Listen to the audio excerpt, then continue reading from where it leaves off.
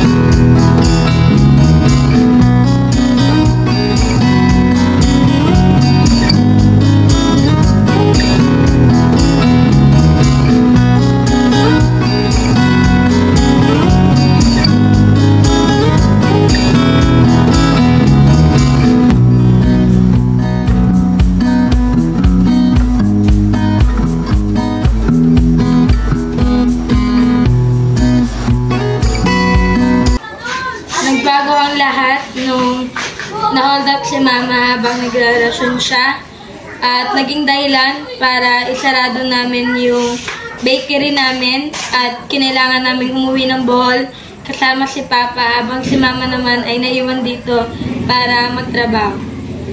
Una na ako pa siya na magrarasyon pa ako ng tinapay.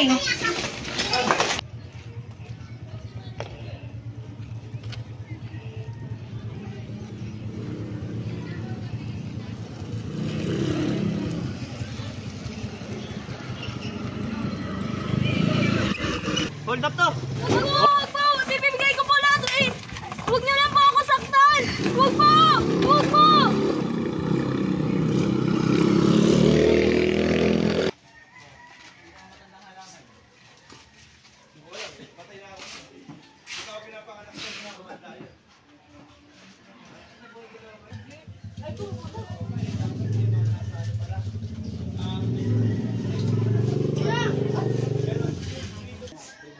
Ba, ito na nangyari.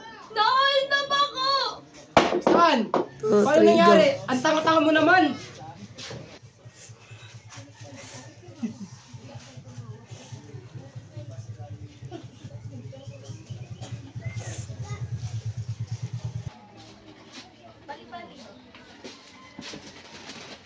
Tim, dalian mo naman dyan! Tuna!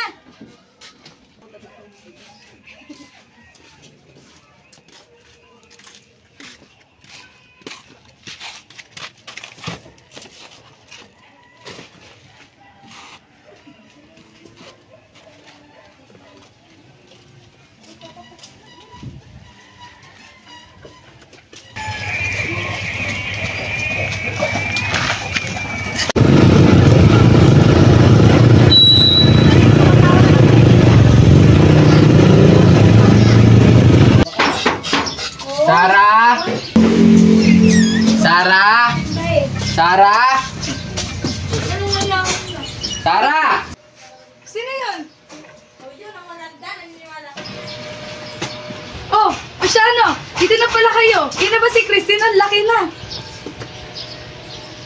Oo, Sarah, kakarating namin. Buti naman. Tara, kumain muna tayo para makapagpahinga kayo. Oh, kain na kayo. Hands-on pa rin siya sa pagpapatakbo ng negosyo.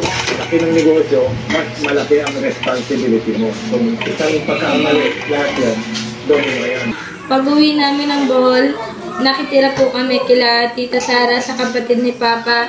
Nung una, maayos yung pakikitungo nila sa amin, pero di nagtagal, nagbago yon. Lagi na nila kaming sinisigawan, lagi nila kaming inuutusan. Tintin! Tintin! Maghugas ka nga doon! Puro ka lang higa dyan! Maghugas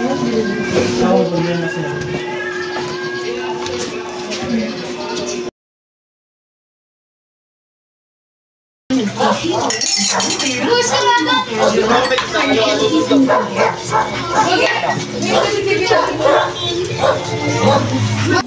Pagkatapos ng ilang buwan, sinundo rin kami ni Mama sa Bohol. Ako at ang bunso naming kapatid na si Elaine sa hindi ko alam na dahilan.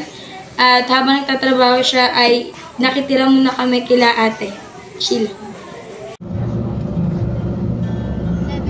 Sige na lang. Tapos na dito. Mayroon pa rin.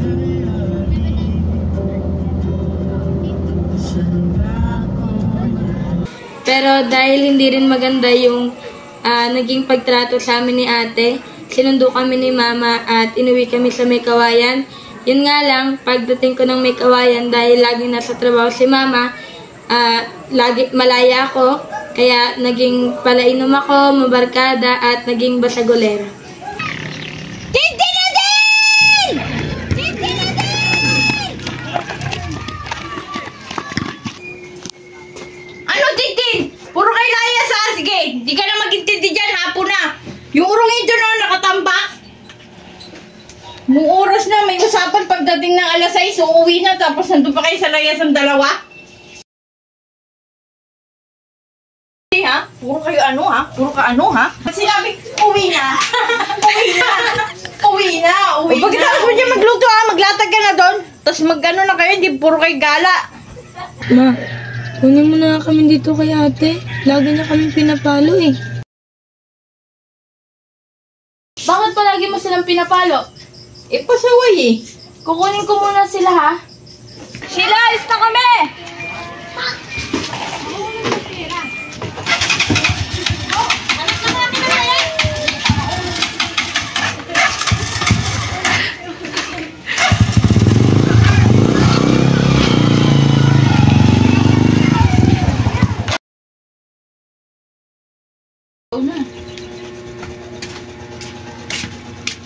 Uy, gala tayo.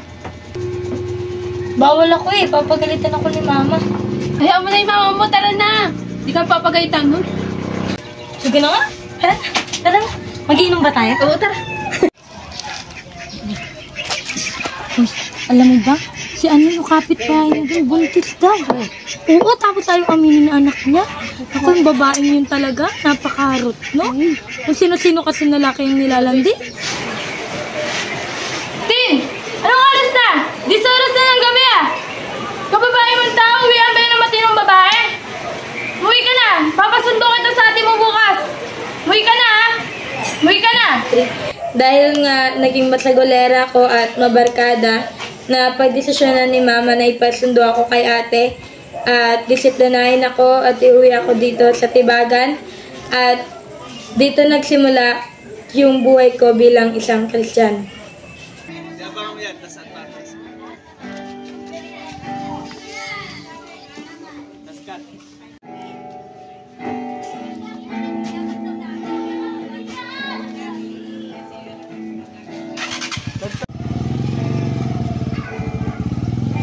Ano Tin? Linggo ngayon?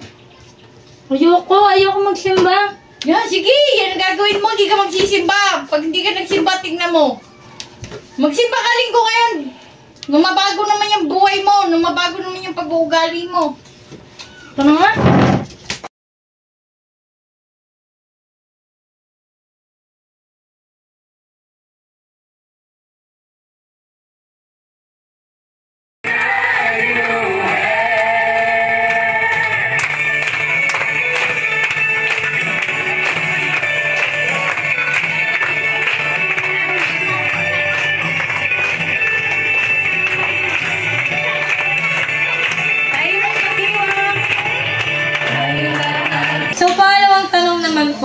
paano na ba ako ngayon bilang isang tao na binago ng Diyos ang buhay? So, basahin ko lang po sa 17. Ang sino mang nakipag-isa na kay Kristo ay isa ng bagong nilalang.